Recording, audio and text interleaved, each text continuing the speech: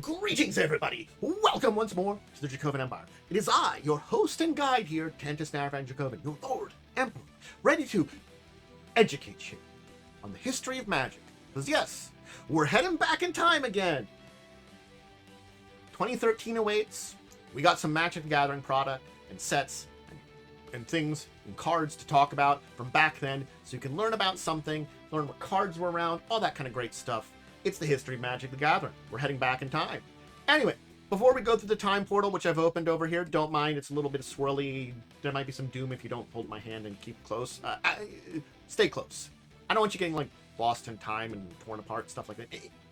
Make sure to give it a little tip. If you're not subscribed over on YouTube, please do that. What are you doing? Help support the channel that way. That's a great way to start out with. Catch all the videos. Anyway, after doing all the other various stuff, like ringing the bell and stuff like that, do make sure you let me know. Did you own this? Or did you own any of these cards? Would you play with any of these cards? These are the questions I have for you out there. Anyway, time portal awaits. Let's get going. 2013 awaits.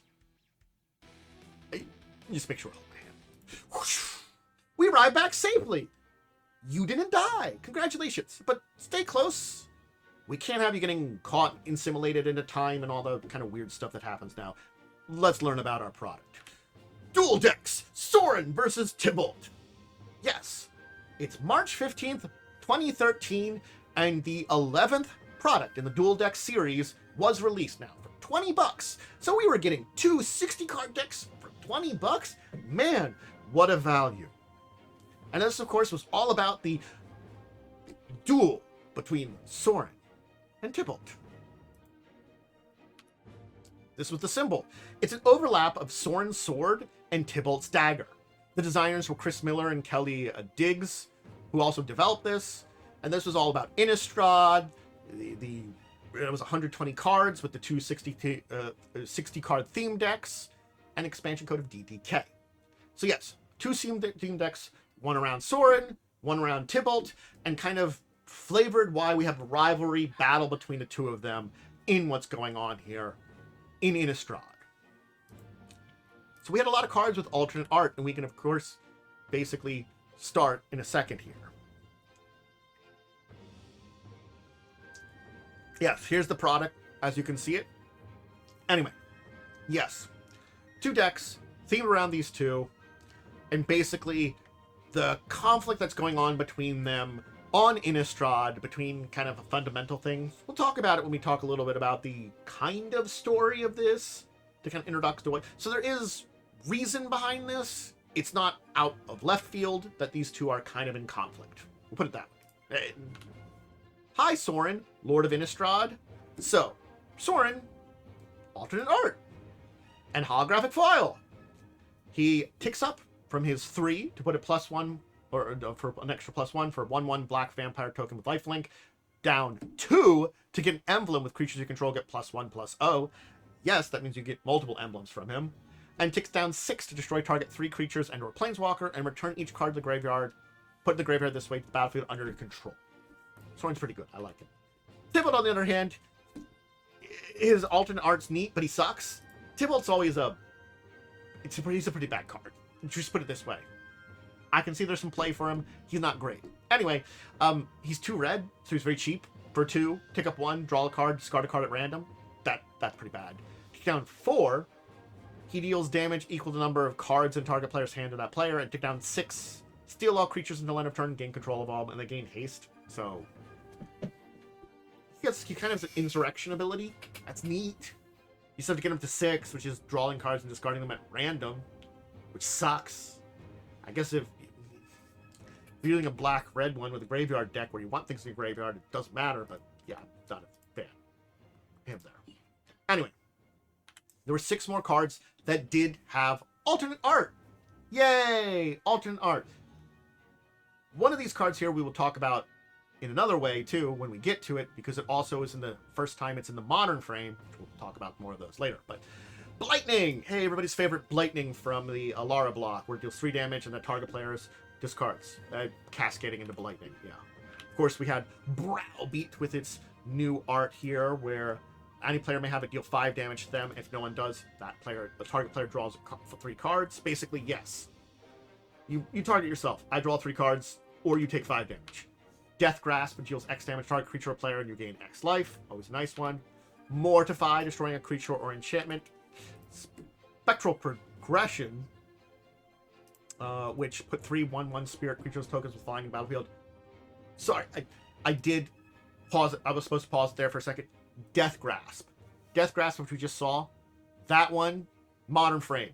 Before, had been printed pre-Modern Frame, so that was the first time printed in that. Lingering Souls, that puts 2 1/1 white spirit creature tokens in the battlefield with a flashback of a white and a black. So, the only thing to say about Lingering Souls here is, though this is alternate art, this art had been seen before, technically. It was in Friday Night Magic 2012, before Dark Ascension came out. So it was in a basically Friday Night Magic promo that this art had been seen. So, of all the alternate arts, this is the only one that had technically been out before. But yeah. There were 9 other cards other than Death Grasp that were now new to the Modern Frame. So this is the first time they've been printed and would be legal in Modern. Hey, in the Modern Frame. Yeah. So we have, of course, Tainted Field. Pretty simple one here. Taps for a colorless or a white or black if you have a swamp. We have Mesmeric Fiend. When it enters the battlefield, target opponent reveals a card from their hand. Reveals their hand. You choose a card from it and exile it. Release the battlefield. Return that. Ancient Carvings, where you draw 3 cards and lose 3 life. Decompose, where you exile up to 3 cards from a single graveyard. Field of Souls, one I like personally. Whenever non-token creatures put in the graveyard, you get a 1/1 white spirit token with flying in the battlefield. I like this in white-black deck where I can get rid of a lot of my stuff. They can come back and I get a lot of tokens and stuff that I can do with other sacrifice fodder. Okay, I like that one. Blazing Salvo, which you do 3 damage target creature unless that creature's controller deals 5 damage to them. Yeah, for 1 mana, I nuke a creature for 3, or if you want to keep that creature, you have to take 5. Breaking Point. Any player may have Breaking Point deal 6 damage to them. If no one does, destroy all creatures that can't be regenerated. Yeah. A board wipe that someone could take 6 damage to prevent. Of course, Recoup. Target sorcery card in your graveyard has flashback until end of turn. Flashback equals mana cost. Recoup has flashback. I find that funny. And then, of course, Sulfuric Vortex as the final of the 9, now new to modern format, modern card format cards. Sulfuric Vortex, an enchantment at the beginning of each player's upkeep. It deals 2 damage to that player. And if a player would gain life, they gain no life instead.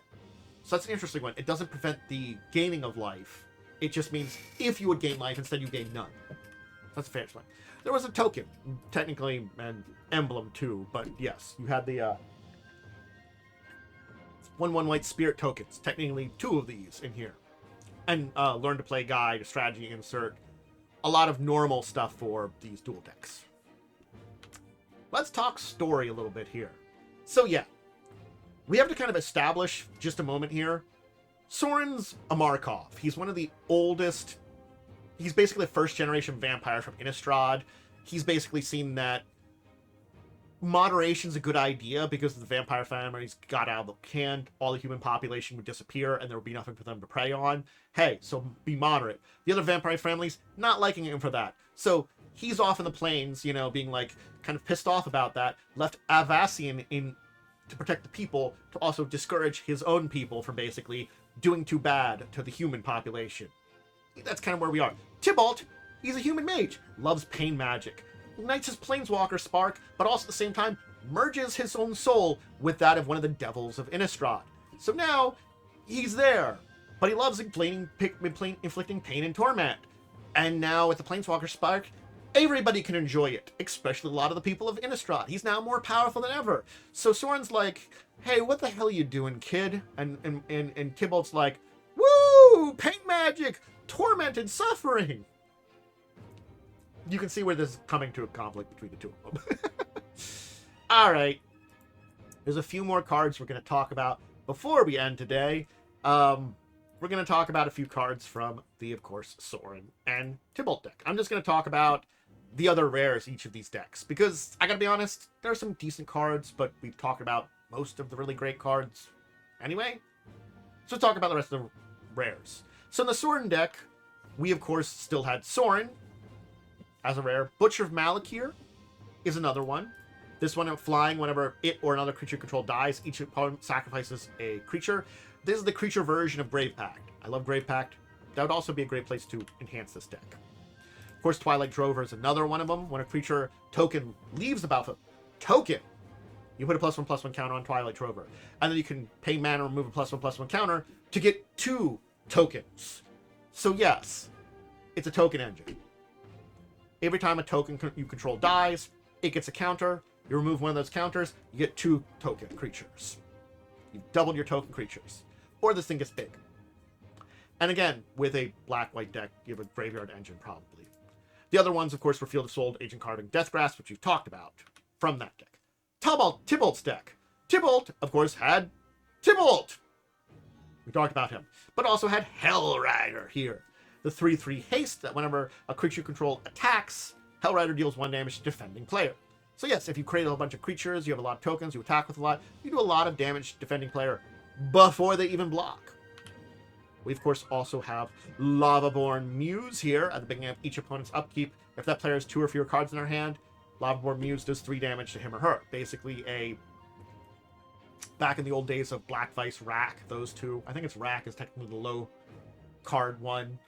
If you have low cards and you basically force people to discard, yeah, it's... Sorin's a black-white deck. Tibalt's a black or a black-red deck. They both have black cards in common, so you can see how discarding cards works very well with this one.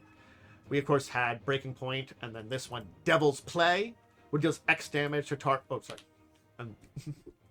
Didn't hit the button. Anyway. After Breaking Point, which we talked about, Devil's Play.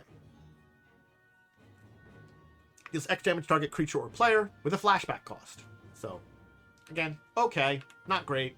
I think it's fine. And then the other one is Sulfuric Vortex, which we've talked about. But there's Sorin Vs Tibalt. These are fine decks. I think the thing is, and what I want to say about these 2 decks, is there's an aspect of stuff about these decks which is pretty good. I kind of feel like, unfortunately, the Sorin deck I like a little bit better. I understand where it goes a little bit, and the rares have a better effect, I think. But both of these decks really need work to be well. I don't know how well they play off each other. It's one of those things I'd want to experiment with this. But certainly a Tibalt deck, I also know where it kind of goes to, but it feels like it's a red deck with a little bit of black in it kind of thing. And as I said, Tibalt, his advantage is being cheap, but he's not great. He's not a great planeswalker. He never really has been. There's a reason that he doesn't really have a lot of value. It never has. Well, Sorin, Lord of Innistrad, has retained some value in some places. Not a lot himself either. I mean, he's an okay card versus a bad card. That's basically what it is. It's the difference between $2 for Sorin and, half $1 for Tibalt. It's not a lot of difference. Neither are really super great in the long run. But I do think in the short run, especially during that time, Sorin was better. More expensive, but better. I don't know. This is one of those products that I think is very interesting because it does have some really good cards in it. A few here and there. And the deck's concepts aren't bad, but I don't know if they're perfectly built. I think this is the kind of mediocre, middle-of-the-road duel decks that, I'm not going to lie, probably still worth the $20 you're spending for them. You're spending $20, you're getting 2 decks that probably need some work, but they're fun probably on their own. Might play well against each other. I don't think it's a bad product. I think it's an interesting product with some interesting cards in there, and I do think some of these cards still would be fun to play with. I think things like, certainly the Butcher of Malakir, Field of Souls, Twilight Drover, I see uses for them still. Sorin, maybe, on his deck. Even on Tibalt's deck, some of those ones that are there, if you're doing a discard deck, the Lavaborn Muse, I can see that being a good one. Breaking Point is a cheap kind of thing. Hellrider, if you're doing a token swarm, I can see you building up 20 tokens, attacking with them, and Hellrider just saying, hi, my opponent's dead. Even Tibalt, kind of terrible. Probably could find a place for him. And there are some other cards in his deck, that are in there. Some of the other burns, things like Terminate, which are good cards, but aren't great cards. So, I think that's where it is there are some cards, especially like if you're talking, Commander might be useful, but yeah. It's an interesting set of decks that, learning about them, maybe you want to get some of them. Maybe you can see a point for one of your Commander decks. You can place one of them. Anyway, I've enjoyed diving into Sorin Vs Tibalt, the latest in the Duel Deck series. Clash, clash, clash. Let's head back and say goodbye for today. Welcome back home. Please check out the rest of my things. If you're joining me live on Twitch, that'd be great. I record videos like this. I do live plays of things like Fall of Avenswell, Wednesdays at 8, and other live plays of TTRPGs. I have my discussion show, Discussing Tabletop, Saturday 6. If you can't join me live, make sure you join me over on YouTube. That's where all the recorded videos, all my live plays, all my tabletop content ends up. While over on Twitch, I got some gaming, got some hanging with friends, got a little extra, just the tabletop stuff, YouTube. But if you are over on YouTube, do make sure you're subscribed. It's a big thing there. Make sure you leave something in the comments if you've owned this, if you own any cards, if you like these cards, if any of you just see them now and say, like, I can play that in a deck. And of course, make sure to check out my social media where you see updates, schedules, all those kind of things. Link below. Discord's the best. Anyway, I'm going to get going. Thank you for joining me once again. Until the next time we dive back into the past or learn about something else related to tabletop, I bid all of you out there a deep and wonderful farewell.